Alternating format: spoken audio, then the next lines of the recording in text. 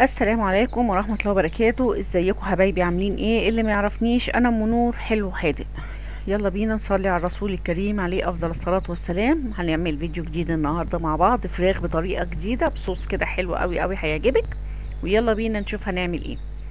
انا بجيب الفراخ دي، فرخة انا جبتها غسلتها وحطيت عليها، قطعت بصل وملح وفلفل وتبلتها وسبتها شوية. وبعد كده جبت معلقتين كبار دقيق ونص كوباية مية، وحطيت عليهم الكركم والكاري ودوبتهم وحطيتهم فوق الفراخ. هنا انا بعمل خضار سوتيه، يعني بعمل بسله سوتيه ببصله كده مشوحاها، وكبد وقوانص.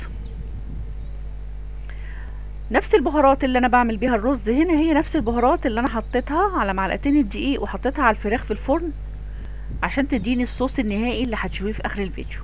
هنا اول ما شميتي ريحه البهارات هتحطي الرز، بتشوحي الرز في شوية البهارات دي. طبعا الرز اللي بالخلطة ده رز رائع يعني، بس هو ناقصه طبعا شوية زبيب يعني، بس للأسف ما كانش عندي. بعد هنا البسلة ما استوت طبعا والكبد والقوانص بقلبها في وسط الرز، وبزود مية الرز. يعني انا حاطة كوبايتين رز بحط كوبايتين مية.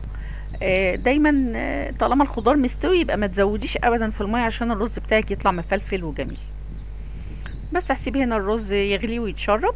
الملوخية هنا انا حطيتها في شوربة او مية زي ما يعجبك. انا حاطه هنا معلقة كبيرة من الثوم وفلفل اسمر وكزبرة، وحطيت مكعبين مرقة اللي انا عاملاهم في البيت، وهجيب لك الفيديو بتاعه ان شاء الله. دي مرقة صحية 100%، انا مبحبش احط مرقة من بره. طبعا الملوخية ما بتغليش. بوريكي هنا الرز بصي مفلفل وجميل ازاي، حاجة كده ما شاء الله. نسيت احط معلقة سكر، جبتها وريتها لك هنا. انت بتحطي معلقة السكر دي علشان تسكر الملوخية تسكيرة جميلة قوي، مش بتبان خالص ما بعد كده ما بتحطش الملح. بعمل التقلية بتاعت الملوخية. التقلية طبعا معروفة بتبقى كزبرة والثوم بس، وبفضيها فوق الملوخية. طبعا نزلت الملوخية من على النار، ما خليتهاش تغلي خالص عشان ما تسقطش منك، لا تغليها ولا تغطيها.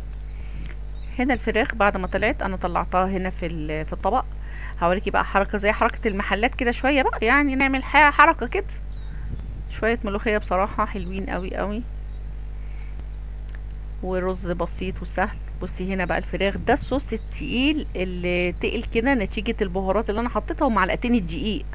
طبعا الفراخ انا بفضل ازودها شقشاق شقشاق كده مية لحد ما تستوي، وفي الاخر بيفضل في الصينية شوية الصوص ده. وبتطلعيها تحطيها في طبق، وبتحطي ايه الصوص ده عليها كده من فوق. وربنا يحسن ما بين ايديكي، وما تنسينيش في اللايك. نشوفكم في فيديو جديد ان شاء الله. والسلام عليكم ورحمة الله وبركاته.